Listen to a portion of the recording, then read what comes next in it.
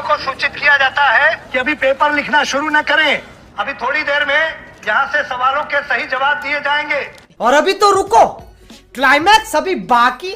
इस साल अंग्रेजी के पेपर में कोई भी बच्चा फेल नहीं होगा, क्योंकि नकल कराने का ठेका हमने लिया है। तो जय हिंद प्यारे छात्रों, आपका एक बार फिर से स्वागत है आज के इस वीडियो पर। और आज के इस वीडियो में तो आपका यहाँ पे मौज हो चुका है, क्योंकि मैं आपको यहाँ पे 18 अप्रैल का आपका विज्ञान का आपका 100% असली पेपर लेकर आ चुका हूँ।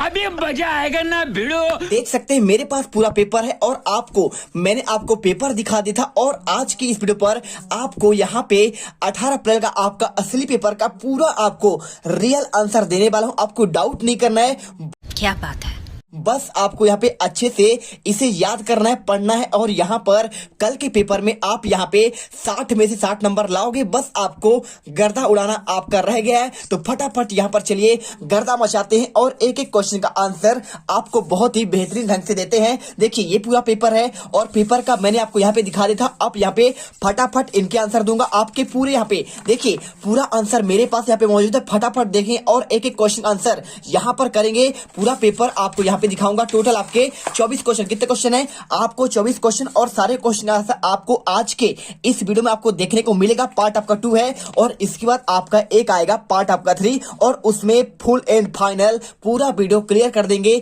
तो फटाफट आपको क्वेश्चन का आंसर रट कर जाना है। और चलिए यहाँ पर आपका पार्ट 2 स्टार्ट करते हैं और इसमें मौज कर देंगे। चलिए पहला क्वेश्चन देखिए, फटाफट यहाँ पे आंसर देखते हैं, है ना। आपके पास टाइम कम है, बस यहाँ पे आंसर देखिए और कॉपी पर लिखते जाइए। देखिए पहला क्वेश्चन आपका क्या दिया गया है, यहाँ पे पादप के किस भाग द्वारा प्रकाश संश्लेषण हेतु आपका वायु से कार्बन डाइऑक्साइड आपका ली जाती है। आपको आंसर इसमें आपको यहाँ पे रंग लगा देना। क्या लगाना है आपको, यहाँ पे आपको रंग करना है। और इसके बाद दूसरा क्वेश्चन, पाचन तंत्र में जल का अवशोषण मुख्यतः जिस अंग द्वारा होता है उसे कहते हैं आपका वृहदांत या फिर आपका बड़ी आंत कहते हैं। और इसके बाद आपका यहाँ पे तीसरा क्वेश्चन आता है, देखिए ऐसे पदार्थ जो अम्लीय, क्षारीय और उदासीन विलयन के साथ विभिन्न रंग देते हैं उसे क्या कहते हैं। ठीक है, आपको आंसर करना है सूचक। देखिए यूट्यूब पर आपको बहुत सारे वीडियो मिल जाएंगे, लेकिन आपको वहां पर गलत आंसर दिया जा रहा है। आपको यहाँ पर A to Z आपका क्लियर आंसर दिया जा रहा है। देखिए चौथा क्वेश्चन, किसी सरल लोलक का आवर्तकाल किस राशि पर निर्भर करता है। आपको आंसर लोलक की आपका लंबाई करना है। और क्वेश्चन पांचवा, जब कार्बन डाइऑक्साइड को चूने के पानी में प्रवाहित किया जाता है तो यह किस उत्पाद के बनने के कारण दूधिया हो जाता है। आपको आंसर कैल्शियम आपको कार्बोनेट करना है। और इसके बाद देखिए क्वेश्चन नंबर 6 आपका, दिए गए चित्र में बूझो कि एक जलती मोमबत्ती को दो विभिन्न नलिकाओं द्वारा चित्र अ और बा में देखता है, किस स्थिति में आंख से मोमबत्ती स्पष्ट रूप से दिखाई देगी। आपको आंसर देखिए, आपको सिंपल सी बात कर रहा है, ये आपका टेढ़ा है टेढ़ा है कि नहीं है, यहाँ पे देखो टेढ़ा है और आपका सीधा है। जो सीधा होगा आपका उससे ही स्पष्ट दिखाई देगा। आपको आंसर केवल आपको आ करना है। और इसके बाद देखिए क्वेश्चन नंबर आपका 7वां, दिए गए ग्राफ में कार आ तथा कार वा के गतिमान है। उपरोक्त ग्राफ में आपको यहाँ पे बताना है भाई साहब, आपको यहाँ पे क्या होगा, पूछा गया है कि आपको सिंपल तरीके से देखिए तो किसका, देखिए यहाँ पे सिंपल देखिए आ आपका जो है ना, आ आपका यहाँ पे सिंपल देखिए आपको यहाँ से कम है। आप देखेंगे इसे तो आपका ये कम है, लेकिन आपका ये थोड़ा इससे ज्यादा बढ़ा हुआ है तो आपका बा का आपका अधिक होगा। तो देखिए कार आ की चाल आपका यहाँ पे बा से आपका अधिक है। सिंपल तरीके आपको आंसर आपको ए में लगाना है। और क्वेश्चन आपका 8वां देखिए, निम्न कथन में से दैनिक जीवन में उदासीनीकरण अपक्रिया का उदाहरण आपका नहीं है। तो देखिए उदाहरण मतलब आपका क्षार होता है, ठीक है, उदासीनी। तो चींटी के कारण आपको बेकिंग सोडा का लगाना, और इसके बाद अपाचन से मुक्ति प्राप्त करने में प्रति आम्ल को लेना, और क्षारीय मृदा में आपका जैव पदार्थ मिलाना। आपके तीनों सही है, बस आपको यहाँ पे सी नंबर आपका गलत होगा। आपको आंसर यहाँ पे सी नंबर पर लगा देना है, क्योंकि आपका उदाहरण नहीं है पूछा गया है। अब इसके बाद देखिए आपको यहाँ पे क्वेश्चन नंबर आपका 9 देखिए क्या लिखा है, निम्न में कौन सा विद्युत धारा के तापीय प्रवाह का उपयोग करता है। आपको देखिए विद्युत इस्त्री, विद्युत लेपन, विद्युत सेल या फिर आपका विद्युत घंटी। तो आपको इसमें आंसर देखिए, आपको यहाँ पे विद्युत आपका इस्त्री आपका जो लोहा होता है ना प्रेस करने वाला, वही आपको यहाँ पे तापीय प्रवाह का उदाहरण। देखिए जब आप लाइट में क्या लगाते हो उसे तो उसका तापमान बढ़ता है, आपको वहां पे तापीय प्रभाव का आंसर होगा। इसके बाद क्वेश्चन आपका 10वां देखिए, एक बस में 3 घंटे में 90 किलोमीटर की दूरी तय करता है तो बस की चाल क्या होगी। देखिए आपका इसका सिंपल सा आंसर है, आपका इसका सूत्र होता है चाल बराबर, मैं आपको समझा देता हूं, चाल बराबर दूरी बटे आपका समय। अब देखिए यहाँ पे दूरी बटे समय हुआ, दूरी कितना है, दूरी आपका यहाँ पे 90 मीटर है। सिंपल सा आंसर देखिए 90, और आपका यहाँ पे समय 3 घंटे है, काट दीजिए आपका 30 मीटर प्रति आपका सेकंड आंसर आ जाएगा। आपको आंसर डी नंबर आपको कर देना है, कुछ नहीं करना है, बस आपको यहाँ पे डी में आपको आंसर अगर लगा देना है दिल से, वीडियो को लाइक करना है, चैनल को सब्सक्राइब करना है, क्योंकि यहां से मैं आपको टॉपर बना दूंगा। आपको एक एक क्वेश्चन आपको यहां पर रटा दूंगा। देखिए क्वेश्चन आपका 11वां, शरीर की सबसे बड़ी ग्रंथि का आपको नाम बताना है। देखिए आपको इसमें से कौन सा रस स्त्रावित होता है, ये किस घटक क्या लिखा है, घटक के पाचन में सहायक होता है। तो क्वेश्चन आपका यहाँ पे देखिए, क्वेश्चन 11 से लेकर आपके 20 तक के क्वेश्चन आपके लघुत्तरी क्वेश्चन है। तो यहाँ पर हम एक एक क्वेश्चन के आंसर देखेंगे और यहाँ पर फाइनली आपको टॉपर बनाएंगे। देखिए शरीर की सबसे बड़ी ग्रंथि पूछा गया है, तो पहले आपको उत्तर लिखना है। शरीर की सबसे बड़ी ग्रंथि का नाम आपका यकृत है। क्या होता है, आपका यकृत होता है, ठीक है। और इसके बाद देखिए लिखा है कौन सा रस स्त्रावित होता है और ये किस घटक के पाचन में सहायक है। देखिए तो यकृत द्वारा आपका पित्त रस आपका पित्ताशय द्वारा निर्मित होता है या फिर स्त्रावित होता है, आपको लिख देना है। तो आपको यहाँ पे पित्त रस की स्त्रावित होता है और वह किस घटक में आपको पाचन में सहायता होता है, तो लिखना है यह वसा का पाचन में आपका सहायक होता है। सिंपल सा आंसर है, कुछ नहीं करना है, बस आपको यहाँ पे आंसर आपको यहाँ पे रट लेना है। चलिए अब इसके बाद रेशे को ऊन में परिवर्तित करने के लिए प्रक्रम को विभिन्न चरणों में आपको समझाना है। तो देखिए आपको मैं यहाँ पे लिख कर बता रहा हूँ। पहले देखिए चरण फर्स्ट में भेड़ के बालों को यहाँ पे त्वचा की आपकी पतली परत को यहाँ पे शरीर से उतार लिया जाता है। क्या करते हैं, जब आपको यहाँ पे रेशे में से आपका ऊन बनाते हैं तो आपका पहला चरण आपका ये होता है कि भाई साहब पहले आपको भेड़ के जो बाल होते हैं ना, उसे त्वचा से आपका पतली परत जो आपका वहां पे आपका बाल होता है उसे क्या करते हैं, उतार लेते हैं, उसे कहते हैं ऊन की कटाई, ठीक है। और इसके बाद आपका चरण दूसरा आता है जिसमें क्या करते हैं, त्वचा सहित आपको बालों को टंकियों में धोया जाता है। क्या करते हैं, बड़े बड़े आपको जो बाल निकाला गया है उससे जो है टंकियों पर धो देते हैं और धोने के बाद यह प्रक्रिया कहलाती है आपका अभिमार्जन, ठीक है, समझ गए। आप यहाँ पे टंकियों में अभिमार्जन कहते हैं। और तीसरा आपका पॉइंट यहाँ पे होता है आपकी उसकी छटाई करना, आपके जो लंबे बाल होते हैं उसे छांटते हैं। और चौथा होता है आपका रीलिंग और यहाँ पे आपका रंगाई का। तो देखिए आपको सिंपल सा आंसर आपको क्या लिखना है, आपको यहाँ पे आप इतना आंसर लिख दीजिए, बस आपको प्रक्रम पूछा गया ना, आपको आंसर ऊन की कटाई और इसके बाद अभिमार्जन और इसके बाद आपका वर्ग की छटाई और इसके बाद आपका रंगाई और लास्ट में आपका यहाँ पे रीलिंग हो जाएगा। सिंपल सा आंसर आपका 12 का आंसर यहाँ पे कंप्लीट होता है। और अगला क्वेश्चन आपका जो यहाँ पे आने वाला है, सर्दियों में आप देखिए क्वेश्चन नंबर 13, सर्दियों में आप एक मोटे कंबल अथवा एक के ऊपर एक जुड़े 2 कंबल में से किसका चुनाव करेंगे, आपको ये पूछा गया। 3 नंबर क्वेश्चन है, कारण आपको स्पष्ट करना है। तो देखिए एक के ऊपर एक जुड़े हो तो 2 पतले कंबलों का चुनाव करेंगे। क्या करेंगे, जब एक के ऊपर आपका एक कंबल जुड़े होंगे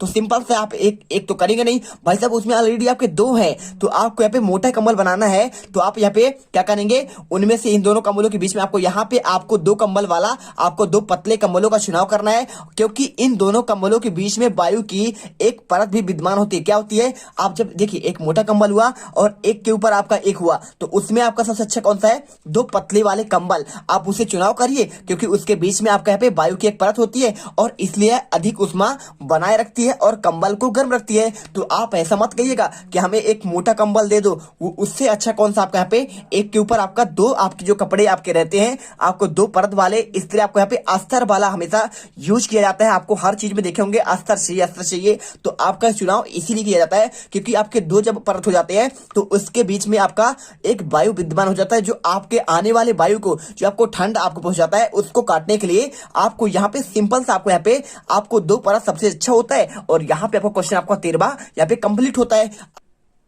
तो चलिए क्वेश्चन आपका यहाँ पे अगला आता है, अम्ल और क्षार में अंतर स्पष्ट कीजिए और सिरके में पाए जाने वाले अम्ल और चूने के पानी में पाए जाने वाले क्षार का आपको नाम लिखना है। तो देखिए बहुत सिंपल है, अम्ल स्वाद में क्या होते हैं, खट्टे होते हैं, आप जानते हैं ना कैसे होंगे, नींबू आप यहाँ पे खाएंगे तो आपका खट्टा होगा, और क्षार स्वाद में कड़वे होते हैं।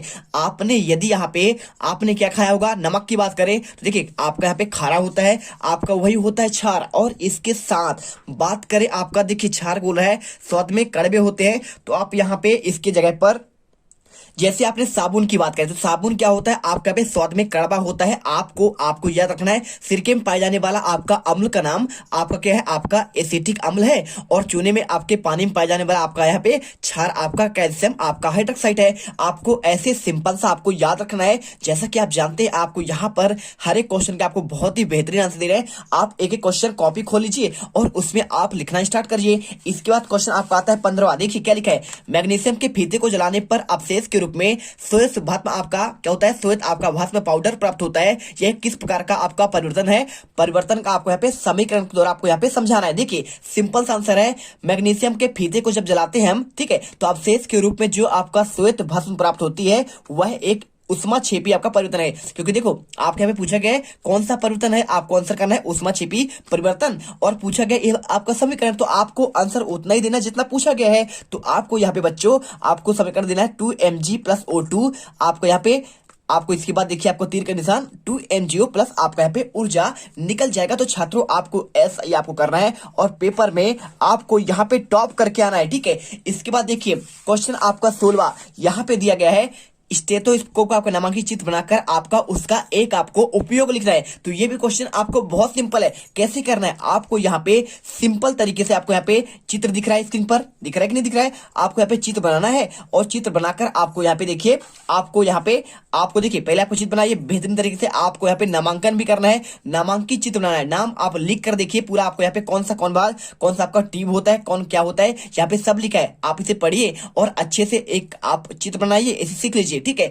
और इसके बाद आपको यहाँ पे एक उपयोग दिया जा रहा है, मरीज के आपको सीने के धड़कन को मापने के लिए आपको यहाँ पे स्टेथोस्कोप आप यहाँ पे यूज करते हैं। जैसे आप डॉक्टर के पास जाते होंगे ना, तो वहां पर एक गले पर लटकाया हुआ होता है, वही होता है आपका स्टेथोस्कोप, आपके धड़कन पर लगाकर उसकी आवाज सुनता है, तो आपका यहाँ पे धड़कन क्या होता है, धक धक होता है, ठीक है। तो आपको यहाँ पे ऐसे समझना है। और इसके बाद देखिए यहाँ पे आपका क्वेश्चन आपका 17 आता है, कायिक प्रवर्धन से आप क्या समझते हैं, आपको इसके 2 लाभ भी लिखने हैं। देखिए 3 नंबर क्वेश्चन आपको यहाँ पे सिंपल तरीके से आपको यहाँ पे कायिक प्रवर्धन, देखिए कायिक प्रवर्धन यह एक पौधे में पाए जाने वाला आपका यहाँ पे अलैंगिक आपका जनन होता है, जिसके द्वारा जनन संतति बनते हैं। इसके 2 लाभ देखिए, पहला सभी नए पौधे मृत पौधे के समान होते हैं, ठीक है, पहला आपका यहाँ पे लाभ। और दूसरा क्या होता है आपको, दूसरा फलों द्वारा उत्पन्न सभी बीज आपका समान होते हैं। सिंपल सा आपको आंसर कर देना है और आपको यहाँ पे पेपर में आपको 60 में 60 नंबर लेके आना है। और इसके बाद आपको अगला क्वेश्चन 18वां, चित्र एबीसी में दिए गए लेंस और दर्पण को पहचान कर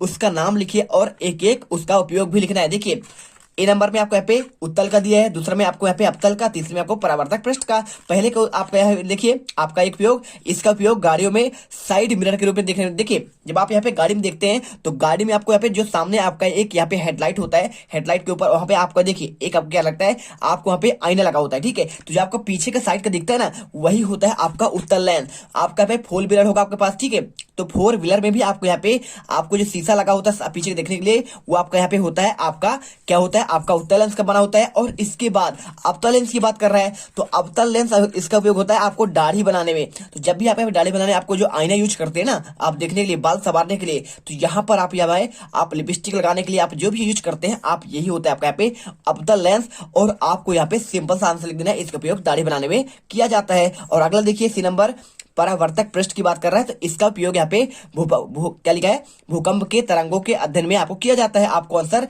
यहाँ पे परावर्तक पृष्ठ का आपको यूज करना है। और इसके बाद देखिए क्वेश्चन आपका 19वां आता है, पहली अपने घर से साइकिल से विद्यालय पहुंचने में 20 मिनट समय लेती है, यदि साइकिल की चाल 3 मीटर प्रति सेकंड हो तो घर से विद्यालय की दूरी आपको ज्ञात करना है। तो समय कितना है, 20 मिनट, और आप यहाँ पे चाल 3 मीटर प्रति सेकंड, और आपका सूत्र होता है चाल बराबर दूरी बटे आपको समय। तो आपको सिंपल से क्या करना है, आपको कुछ नहीं करना है, आपको यहाँ पे दूरी बटे आपको यहाँ देखिए दूरी बटे समय, तो आप यहाँ पे दूरी का मान निकाल रहे हैं क्योंकि क्वेश्चन पूछा है विद्यालय से दूरी क्या होगी। आपको आंसर करना है दूरी बराबर 4 गुणे समय, तो सिंपल सा 20 गुणे आपका 30। देखिए चाल कितना है आपका 20, और आपका यहाँ पे क्या है समय कितना है, समय आपका यहाँ पे देखिए आपको 3, तो सिंपल से आपको यहाँ पे आपको 20 से 60 कर देना है, दूरी हो जाएगा 60 किलोमीटर प्रति आपका घंटा। आप सिंपल सा आंसर करिए। और यदि आपको यहाँ पे ये क्वेश्चन आपको न दिखे हो तो आप यहाँ पे अच्छे से देख लो, सारे आंसर आपको यहाँ पे दिख जाएंगे, ठीक है। चलिए इसके बाद क्वेश्चन आपका आता है, देखिए क्वेश्चन आपका 20वां, यहाँ पे चित्र में दर्शाए गए आपको विद्युत परिपथ का आपको यहाँ पे आपको क्या करना है, जब स्विच आप यहाँ पे हो तो इस सिस्टम का बल्ब आपका दीप्त होगा। तो देखिए सिंपल सा आंसर है, देखिए जब यहाँ पे आपका क्या होगा, आपको यहाँ पे जब स्विच ऑन ही नहीं होगा या आपको जुड़ेगा ही नहीं तो आप क्या होगा, बल्ब जलेगा नहीं, तो आपको लिखना है नहीं जलेगा, क्योंकि परिपथ में विद्युत धारा प्रवाहित नहीं होगी। आपको आंसर ये करना है। और उसके बाद आपको यहाँ पे ख नंबर पर देखिए, जब स्विच को ऑन किया जाता है, स्थिति में लाते हैं, तो क्या बल्बों एबीसी के लिए दीप्त होने का क्रम क्या होगा। तो देखिए आपका जब यहाँ पे आपका एक सीधी लाइन पे लगा हो, इसे कहते हैं श्रेणी क्रम, और आपका एक के नीचे एक आपका सीधी लाइन लगे हो, उसे कहते हैं समांतर क्रम। तो आपको आंसर लिखना है, जब स्विच ऑन किया जाता है तो एबीसी के दीप्त होने का क्रम आपका यहाँ पे श्रेणी क्रम आपका हो जाएगा। सिंपल देखिए, जो हमारे घर में बिजली आती है ना, वो आपका श्रेणी क्रम में आपका आया हुआ आपका यहाँ पे लाइट आता है। आपको ऐसे बच्चों आपको याद करना है। और इसके बाद देखिए आपको यहाँ पे क्वेश्चन आपका 21वां आता है। ठीक है, तो 21वां क्वेश्चन देखिए, आपको दीर्घ उत्तरीय क्वेश्चन आपको नीचे दिए गए प्रश्नों के आपको उत्तर यहाँ पे लिखना है। मानव उत्सर्जन तंत्र के आपको नामांकित चित्र बनाइए और उत्सर्जित होने वाले पदार्थों के नाम और उनके आपके प्रतिशत लिखने हैं। तो आपको मैं देखिए, आपको इसका आंसर 21 से लेकर और इसके बाद आपका 22वां और यहाँ पे आपको देखिए इसके बाद आपको 23वां सभी क्वेश्चन का आंसर आपको यहाँ पे मिलेंगे। बस आपको क्या करना है, अगले पार्ट का इंतजार करना है, उसमें एकदम टोटल आपके आंसर यहाँ पे आपको टोटल फुल एंड फाइनल 1 से लेकर 24 तक के आंसर मैं दे दूंगा। तो मिलते हैं आपके अगले वीडियो पर। जय हिंद, जय भारत। वीडियो को दिल से लाइक करिए और दिल से सब्सक्राइब करिएगा।